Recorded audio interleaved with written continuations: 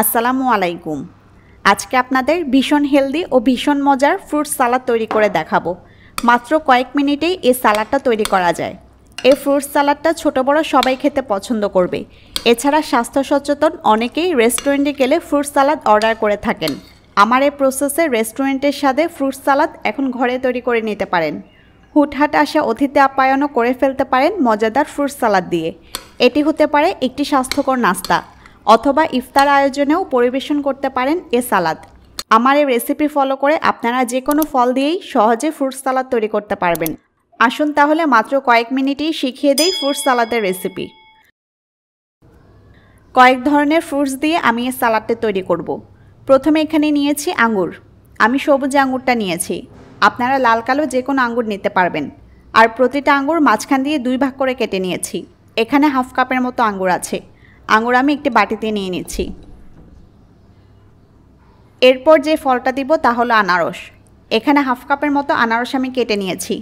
ছোট কিউব করে কেটেছি। সবগুলো ফ্রুটস চেষ্টা করবেন একই সাইজে কাটতে, এতে সালাদটা দেখতে ভালো দেখাবে এবং খেতেও ভালো লাগবে। আনারসও দিয়ে দিলাম। এরপর নিয়েছি পেয়ারা। আমি খোসা ছাড়িয়ে পেয়ারা ছোট ছোট টুকরা করে কেটে নিয়েছি। আপনারা চাইলে পেয়ারা খোসা সহ কাটতে পারেন। পেয়ারাও হাফ কাপের মতো নিয়েছি এখানে। সবগুলো ফল পরিমাণে সমান নিতে পারেন, আবার চাইলে কোনোটা কম অথবা কোনোটা একটু বেশিও নিতে পারেন।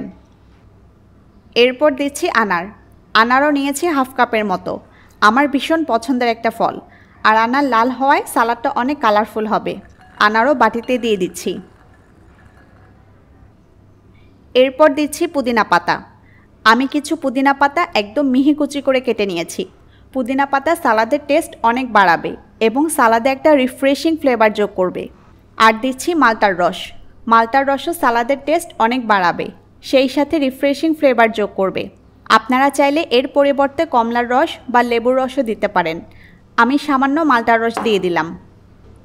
এরপর কিছু মশলা দেব। এখানে আমি নিয়েছি 1 চা চামচ চাট মশলা।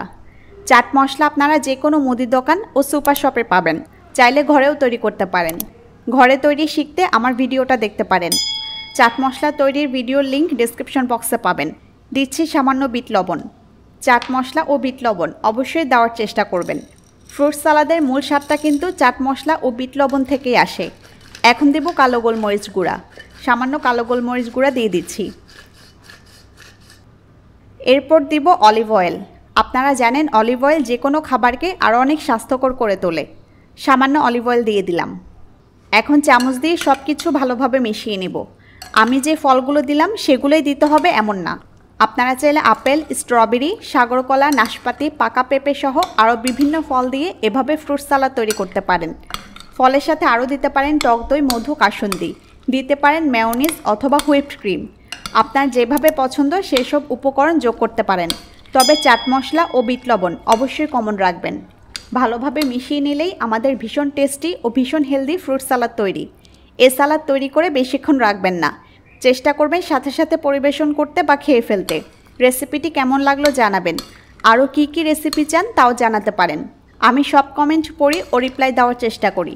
সবাই ভালো থাকুন, নিরাপদে থাকুন। আজকের মতো বিদায় নিচ্ছি। আল্লাহ হাফেজ।